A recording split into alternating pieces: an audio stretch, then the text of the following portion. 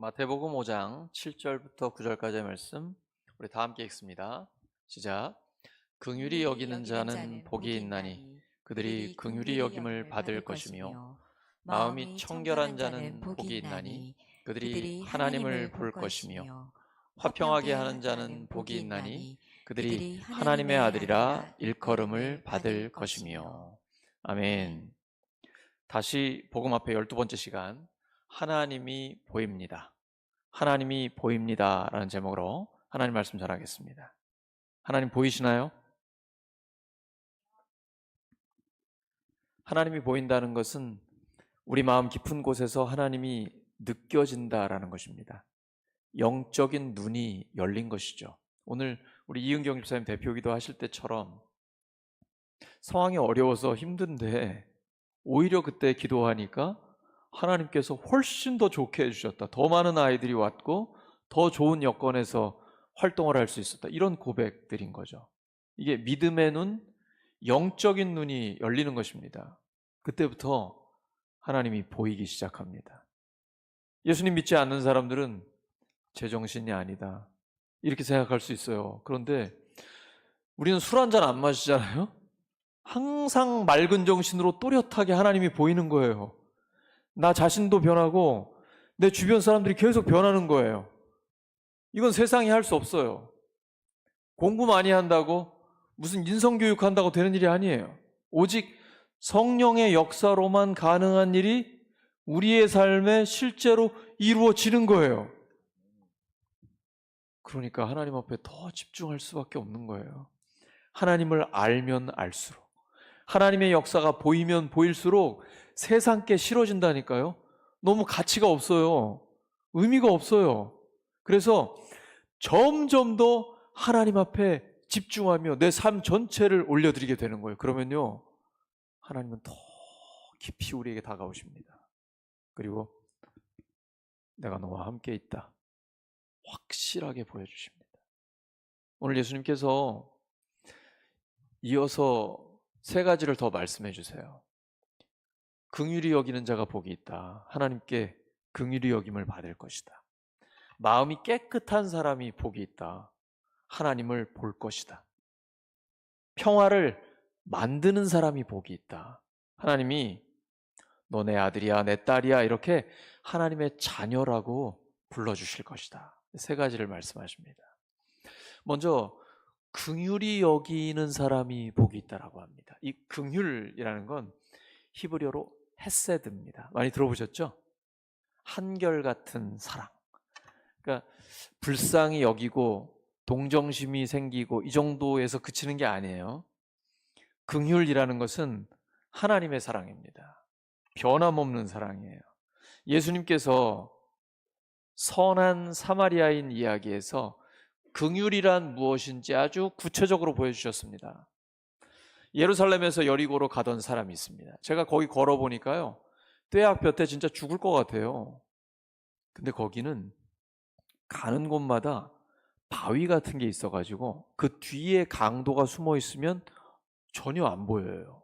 그래서 그 더운 길을 걸어가는 나그네가 강도가 있는 걸 모르고 그만 가다가 강도에게 붙잡히죠. 가진 거 다 뺏기고 옷도 다 벗겨지고 매맞아 거의 죽게 됐습니다. 그때 마침 제사장과 레위인이 각각 지나갑니다. 오늘날로 말하면 목회자 같은 사람들이죠. 굉장히 불쌍했을 거예요. 저 어떻게 하지? 경찰 있으면 신고라도 해야 될 텐데 이런 마음은 들었을지 몰라요. 근데 행동은 하지 않았습니다. 그냥 지나갔어요. 두 사람 다 아무 도움을 주지 않았습니다. 그때에 한 사마리아인이 지나갑니다. 예수님은 일부러 사마리아인이라고 말씀하신 거예요. 그때 당시에 사마리아인은 유대인들에게 무시를 당하는 사람들입니다. 유대인들은 그들과 상종도 하지 않습니다.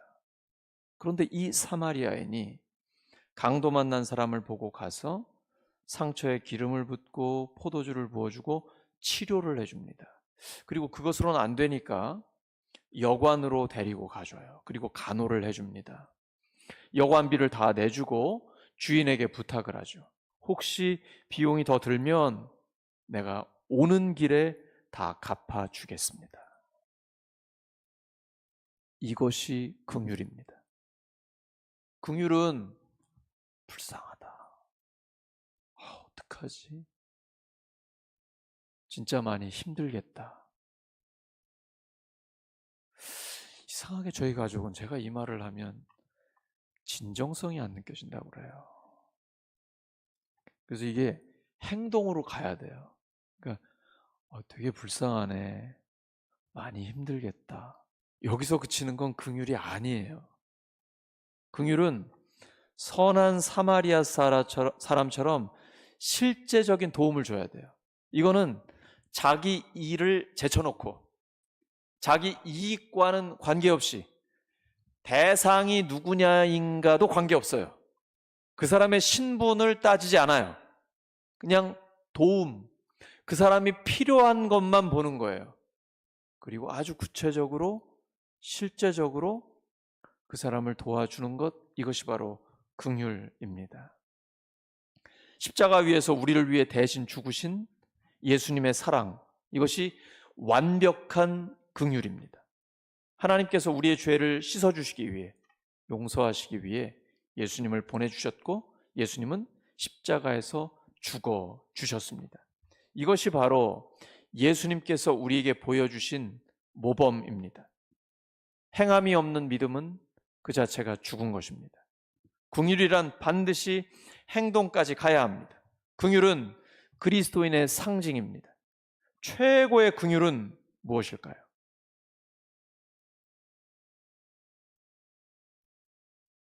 그것은 영혼 구원입니다.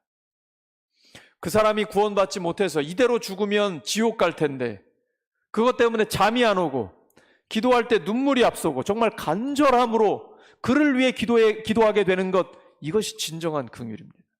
근데 하나님은 그 기도를 들으시고 영혼을 구원하십니다. 또한 우리는 우리 자녀들 긍휼히 여겨야 됩니다. 때로는 아주 왼수가 될 때도 있으시죠. 죄송합니다. 솔직히 있으시죠. 그러나 그 자녀들은 12번도 더 변합니다. 우리의 자녀들, 우리의 다음 세대들에게는 항상 기회가 있습니다. 변화될 수 있습니다. 새롭게 할 수 있습니다. 2000년 교회사를 보세요. 하나님 앞에 놀랍게 쓰임받았던 인물들, 어린 시절, 젊은 시절에 어땠습니까? 대표적인 인물이 어거스틴입니다. 굉장히 방탕한 사람입니다. 심지어 결혼도 안 하고 아이도 낳았어요. 엄마 모니카가 그 자식 때문에 날마다 눈물로 통곡하며 기도했습니다. 눈물의 기도는 하나님이 반드시 응답하십니다. 하나님께서 히스기야에게 말씀하셨습니다. 내가 너의 눈물을 보았고 너의 기도를 들었노라. 하나님이 보시고 들었으면 끝난 겁니다. 반드시 응답하십니다. 그러므로 나의 자녀, 당신의 자녀 할 것 없습니다. 우린 다 똑같아요. 서로가 서로의 자녀를 긍휼히 여겨야 합니다. 우리의 자녀들에게는 엄청난 꿈과 희망이 있습니다. 하나님은 그들을 변화시키실 겁니다. 어거스틴 같은 방탕한 자도 변화시키셨습니다. 그리고 2000년 교회사의 최고의 하나님의 사람으로 만들어주셨습니다. 바울 다음으로 어거스틴으로 봐요. 하나님은 나 같은 인간도 변화시키셨습니다. 누구를 변화시키지 못하시겠습니까? 그러므로 불쌍히 여기셔야 됩니다. 긍휼히 여기셔야 됩니다. 그러면 하나님께서 그 기도를 들으시고 역사해 주십니다. 예수님께서 천국의 비유를 들려주시면서 긍휼히 여기라고 명령을 내리셨습니다. 이거는 내 마음에 감동이 오면 해도 되고 안 오면 안 해도 되는 게 아닙니다. 반드시 해야 합니다. 한 왕이 종들과 계산을 하려고 합니다. 빚진 종들이 다 옵니다. 그 중에 한 종이 왔는데 너 이제 내 빚 갚아라 그랬더니 지금 갚을 돈이 전혀 없는 거예요. 저 좀 용서해 주세요. 반드시 갚겠습니다. 왕이 불쌍해서 빚을 탕감해 줬습니다. 10,000달란트요. 그런데 이 빚을 탕감받은 종이 나갔는데 자기에게 빚진 사람을 만났어요. 100데나리온. 100데나리온 빚진 자인데 이게 적지 않아요. 왜냐하면 한 데나리온은 노동자의 하루 품삯이에요. 요즘 뭐 최소한 15만 원 이상 이렇게 될 거 아닙니까? 그런데 자기에게 빚진 자를 용서하지 않아요. 너 나한테 빚 갚을 때까지 감옥에 가둬버렸어요. 이 사실을 왕이 알게 됐습니다. 그리고 이렇게 얘기하죠. 내가 너를 용서해 준 것처럼, 내가 너를 불쌍히 여겨준 것처럼 너도 불쌍히 여기는 게 마땅하지 아니하냐. 이게 하나님이 우리에게 주시는 말씀입니다. 지금 이걸 비교해 보면 5천만 대 100이에요. 이건 비교도 안 되는 것입니다. 우리가 하나님 앞에 불쌍히 여김을 받았습니다. 우리의 모든 죄를 용서받았습니다. 그러면 우리도 불쌍히 여기는 게 마땅하다. 하나님께서 우리에게 주시는 말씀이에요. 다른 사람의 죄, 너에게 잘못한 것만 보지 말고 네가 하나님 앞에 용서받은 것을 반드시 기억하라. 하나님 앞에 불쌍히 여김을 받았으니 너도 불쌍히 여겨라. 이것이 우리 주님께서 우리에게 주시는 명령입니다. 로마서 5장 8절입니다. 시작. 그러나 우리가 아직 죄인 되었을 때 그리스도께서 우리를 위하여 죽으셨습니다. 그리하여 하나님께서는 우리들에 대한 자기의 사랑을 실증하셨습니다. 우리가 아직 죄인이었을 때 예수님이 우리를 위해 죽어 주셨습니다. 그리고 부활하셔서 우리의 모든 죄를 용서하시고 우리를 긍휼히 여겨 주셨습니다. 그 사랑받은 우리가 의지적으로 사랑해야 됩니다. 긍휼은 내 힘으로 할 수 없습니다. 그래서 기도해야 합니다. 하나님, 예수님처럼 저희도 긍휼히 여기는 마음을 갖게 해주세요. 기도하면 변화됩니다. 하나님께서 내 마음을 움직여 주십니다. 변화를 일으키는 것은 긍휼밖에 없습니다. 두 번째, 마음이 깨끗한 사람은 복이 있습니다. 그들이 하나님을 볼 것입니다. 예수님은 깨끗한 척하는 사람들을 무섭게 책망하셨습니다. 너희들 겉으로만 깨끗하고 속에는 죽은 시체들이 너희들 안에 들어가 있다. 욕심과 죄와 더러움과 악함, 음탕함이 너희들 속에 들어있다. 그러므로 예수님을 믿는다라는 것은 겉으로 깨끗한 척하는 게 아니라 속사람이 깨끗해지는 것입니다. 신앙생활은 속사람이 변하는 것입니다. 마음이 깨끗하다는 것은 인격의 중심이 변하는 것입니다. 의도의 순수함을 말씀하고 계시는 것입니다. 내가 어떤 행동을 할 때 그 행동의 근원이 개인적인 욕심이나 어떤 이기적인 것 아니면 다른 사람을 짓밟거나 죽이려는 동기가 아니라 오직 깨끗하고 순수한 동기, 이것이 바로 예수님이 말씀하시는 마음의 깨끗함입니다. 깨끗한 마음이란 두 마음이 아니라 한 마음입니다. 하나님을 향한 일편단심입니다. 그래서 야고보는 이렇게 표현합니다. 야고보서 4장 8절입니다. 시작. 하나님을 가까이 하라. 그리하면 너희를 가까이 하시리라. 죄인들아 손을 깨끗이 하라. 두 마음을 품은 자들아 마음을 성결케 하라. 예수님께서는 너희가 하나님과 재물을 겸하여 섬길 수 없다라고 말씀하셨습니다. 양다리에 걸칠 수 없다라는 것이죠. 돈이 최고의 목적이 되었습니까? 두 마음을 품은 것입니다. 근데 돈을 가지고 하나님의 영광을 위해 살고 있습니까? 그러면 한 마음을 품은 것입니다. 그것이 바로 하나님께서 보시는 깨끗한 마음입니다. 마음이 깨끗한 것은 예수님을 닮은 것입니다. 예수님은 완전하고 흠이 없고 깨끗하십니다. 그래서 십자가에 못 박히셨을 때 당신을 못 박은 그들을 향해서 하나님 앞에 용서의 기도를 하실 수 있었던 것입니다. 마음이 깨끗한 자는 어떤 모함이나 오해나 박해가 있어도 두려움이 없습니다. 마음이 깨끗하고 죄가 없기 때문에 항상 떳떳합니다. 우리가 하나님의 일을 할 때에 하나님의 영광을 위한 것이기 때문에 수단과 방법을 가리지 않고 하나님의 일을 이루어야 되겠다라고 생각하시면 안 됩니다. 하나님의 일은 하나님의 방법대로 하셔야 됩니다. 그래서 수단과 방법을 가리지 않으면 안 되고 꼭 가리셔야 합니다. 떳떳한 방법으로, 공정하게, 하나님이 원하시는 일은 하나님이 원하시는 방법으로 이루어야 합니다. 이것이 마음이 깨끗한 사람입니다. 마음이 깨끗하려면 성령을 따라 행해야 합니다. 성령을 따라 행할 때에 육신을 따르지 않게 됩니다. 그러면 우리의 마음을 성령께서 변화시켜 주십니다. 또한 하나님의 말씀과 예수님의 보혈의 능력을 의지해야 합니다. 요한복음 15장에 예수님 말씀하시죠. 나의 말이 너희를 깨끗하게 했다. 하나님은 깨끗한 사람은 더 깨끗하게 만들어서 열매를 많이 맺기를 원하십니다. 그러려면 하나님의 말씀을 끊임없이 묵상하고 들으셔야 합니다. 이 하나님의 말씀이 우리를 깨끗하게 해주기 때문입니다. 또한 예수님의 보혈이 우리를 깨끗하게 합니다. 다른 어떤 것도 안 됩니다. 예수님의 보배로운 피는 우리를 완전하게 깨끗하게 말씀에 만들어 주시는 것입니다. 우리의 마음은 호수와 같습니다. 세상적인 부정부패가 우리 안에 가득 차 있으면 혼탁해지기 때문에 하나님이 비춰지지 않습니다. 그런데 그 마음의 호수가 예수님의 보배로운 피로 깨끗해지기 시작하면 우리 안에 참된 평화가 임합니다. 그때 하나님이 비춰지기 시작합니다.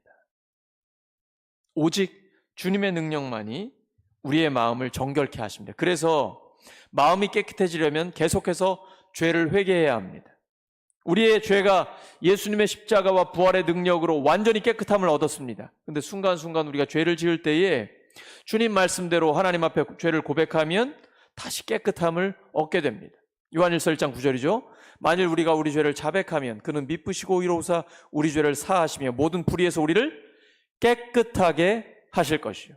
이 마음이 깨끗한 자가 드디어 하나님을 볼 수 있게 되는 것입니다. 우리의 모든 삶의 자리에서 혼탁한 세상 가운데서 하나님의 역사가 보이게 되는 것입니다. 세 번째는 평화를 만드는 사람이 복이 있습니다. 하나님께서 하나님의 자녀라고 불러주십니다. 이제 나 자신을 돌아보기를 원합니다. 우리는 평화를 추구하고 있습니까? 아니면 불필요한 갈등을 일으키고 있습니까? 나 자신을 돌아보기를 바랍니다. 나의 말 한마디, 나의 준비 안 된 행동 때문에 불필요하게 갈등이 일어날 때가 있습니다. 교회와 목장과 가정과 우리의 일터에서요. 예수님은 이 땅에 오신 가장 중요한 목적이 평화를 만드는 것이었습니다. 근데 그 평화를 만들기 위해 폭력을 사용하지 않았습니다.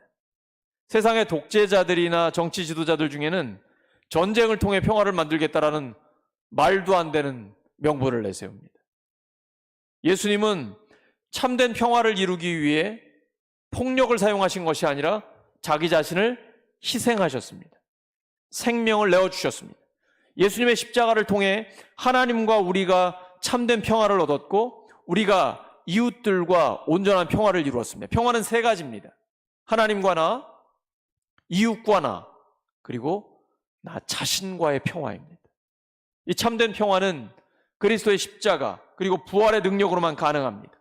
하나님은 우리에게 평강의 복을 주십니다. 예수님은 평강의 왕이십니다. 성령의 열매는 평화입니다.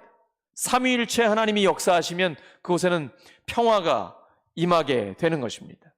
예수님의 최대의 사명이 평화입니다. 예수님의 제자들에게 주어진 최대의 사명도 평화입니다. 그래서 우리가 가는 삶의 자리에는 평화가 이루어져야 됩니다. 이 평화를 이루려면 대가를 치러야 됩니다. 가정의 평화를 이루기 위해서 대가를 치르시죠? 교회와 목장, 우리의 일터, 학교, 삶의 자리에서 평화를 만들려면 내가 대가를 치러야 됩니다. 예수님께서 십자가에서 생명을 내어주셨습니다. 그래서 완전한 평화가 우리에게 이루어진 것입니다. 평화를 이루기 위해서는 때로는 오해를 받기도 하고 심지어는 내 생명을 내어줘야 될 수도 있습니다. 그것이 바로 예수님의 제자가 가는 길입니다. 진정한 제자란 진정한 대가를 치르는 사람입니다. 대가 없이는, 고난 없이는 영광이 없습니다. 오늘날 많은 사람들이, 심지어 그리스도인들도 십자가 없이 영광을 얻으려고 합니다. 십자가 없이 부활 없습니다. 고난이 없이는 영광도 없습니다. 우리가 희생하는 대가를 치룰 때에 그때 참된 평화가 임하게 되는 것입니다. 죄의 문제가 해결돼야 진짜 평화가 옵니다. 왜냐하면 죄가 있는 곳에는 이기심과 교만함이 도사리고 있기 때문입니다. 바로 이러한 이기심과 교만함이 평화를 깹니다. 온갖 혼란과 악한 일이 여기에서 나오게 됩니다. 우리는 기억해야 합니다. 로마서 5장 1절입니다. 시작. 그러므로 우리는 믿음으로 의롭다 하심을 받았으므로 우리 주 예수 그리스도로 말미암아 하나님과 더불어 평화를 누리고 있습니다. 하나님과 더불어 평화를 누리고 있습니다. 이것은 나태함이나 안일함이 아닙니다. 나 그냥 편안해가 평화가 아니에요. 치열한 삶의 상황 가운데서 정말 전쟁 같은 우리의 삶의 자리에서 공부하는 사람들도 직장인들도 때로는 가정이나 목장이나 모든 우리의 삶의 자리가 전쟁 같은 현실 아닙니까? 그래도 교회는, 목장은, 우리의 가정은 괜찮지요. 그러한 전투의 현장, 영적인 전쟁의 자리에서 피난처이신 하나님의 보호하심을 받는 것이 평화입니다. 평화는 가만히 있는 게 평화 아니에요. 그냥 다 잘 되고 형통한 게 평화가 아닙니다. 하나님의 영광을 위해 치열한 영적인 전투를 할 때에 우리의 방패와 성벽이 되시는 그 하나님의 보호하심을 받는 것, 그것이 참된 평화입니다. 이 평화는 기도할 때 이루어집니다. 빌립보서 4장 6절과 7절입니다. 시작.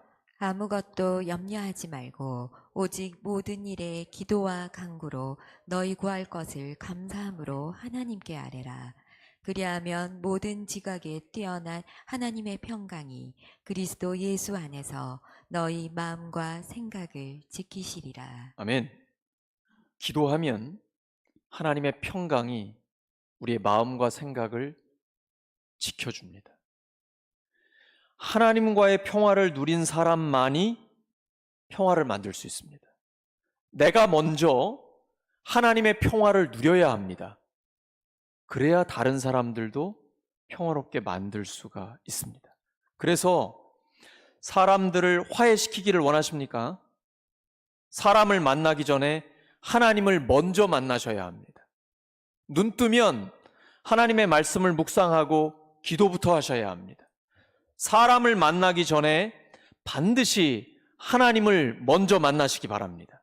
그러면 하나님의 평강이 내 마음에 임해요. 그리고 나를 통해 하나님께서 평화를 만들어 주시는 것입니다. 말씀 정리합니다. 긍휼히 여기는 자, 마음이 깨끗한 자, 평화를 만드는 자가 복이 있습니다. 이런 행복한 사람으로 영적인 눈이 열려서, 믿음의 눈이 열려서 하나님을 좀 더 명확하게 보는 우리 모두가 되기를 예수 그리스도의 이름으로 축원합니다. 말씀 기억하면서 함께 합심 기도하겠습니다. 하나님 아버지, 저희들 예수님의 마음을 품기를 원합니다.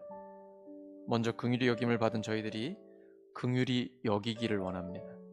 예수님처럼 마음이 깨끗해지게 해주시옵소서. 주님의 사명이 평화를 만드시는 것이었던 것처럼 주님의 제자들인 저희들도 평화를 만드는 일에 쓰임받게 해주시옵소서. 그렇게 예수님 닮은 가장 행복한 사람으로 영적인 눈이 열리게 하여 주시옵소서. 하나님의 역사가 보이게 해 주시옵소서. 하나님의 능력을 경험하게 하여 주시옵소서. 세상이 줄 수 없는 평화를 저희들에게 주시니 감사합니다. 그 누구도 할 수 없고 세상적 방법으로 이룰 수 없는 일들을 성령의 능력으로 이루어 주시니 감사합니다. 항상 기뻐하고 쉬지 않고 기도하며 범사에 감사하면서 끊임없이 하나님을 경험하는 삶을 살게 하여 주시옵소서.